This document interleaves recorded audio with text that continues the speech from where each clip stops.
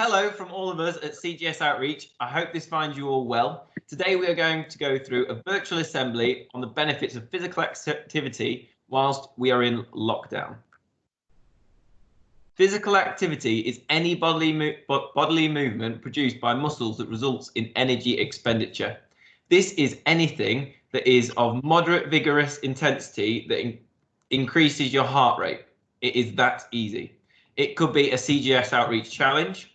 It could be your daily exercise, so a walk, a bike ride, or even a home PE lesson. The benefit of physical activity is not just physical, it's also mental. Physical activity will increase the flow of blood, meaning more oxygen gets to the brain, which increases the hippocampus by 20%. This stimulates the growth of new connections between cells in the brain, boosting the homeschool learning that you are all doing.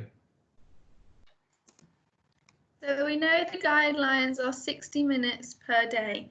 This graph shows that less than 25% of children are actually meeting these guidelines.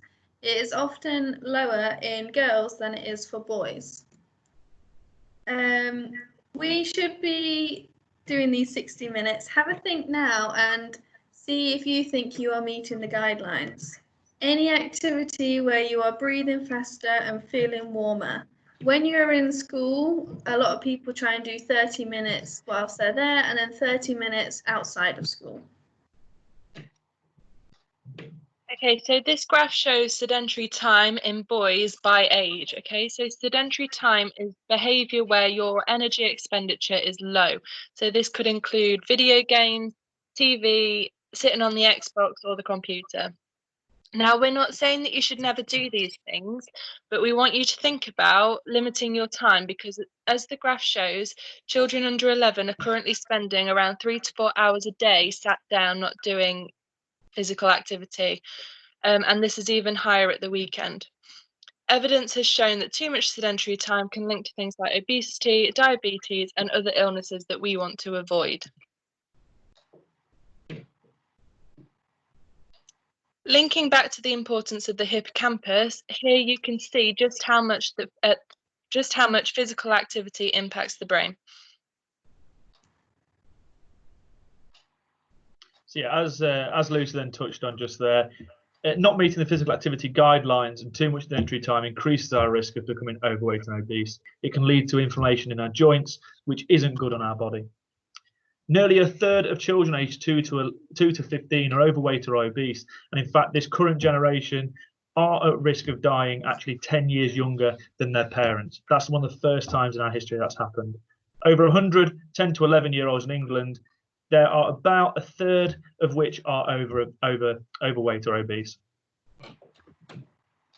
Mortality due to inactivity. We often think that America is leading the way in terms of the obesity and all the crisis in that sense, but in fact, as you can see through the graph, we're leading the way by substantial chunks. And in fact, you know, we are well ahead of America there. So that deaths due to coronary heart disease, type 2 diabetes, breast cancer, colon cancers, and all cause of mortality actually can be reduced by physical exercise. The energy balance is really important. The energy we take in needs to be balanced out by the energy that we expend.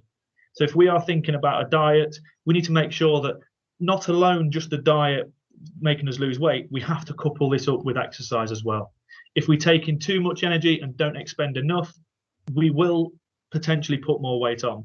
So we need to get this balance right. We need to make sure the energy is right that we're taking in, but also we match that up with the exercise we're doing as well to hopefully lose the weight. Okay, so this diagram is a link between mental health and physical activity. This healthy lifestyle will provide us with not only physical benefits like avoiding obesity and reducing the risk of other diseases, but it will also help with mental health and well-being, such as low risks of depression and anxiety. It reduces stress, it lifts your self-esteem, but also improves your mood. Okay, so this is a model of factors associated with improved academic achievement and the relation to physical activity. So these cognitive benefits, such as concentration and less stress and anxiety, will help us academically too.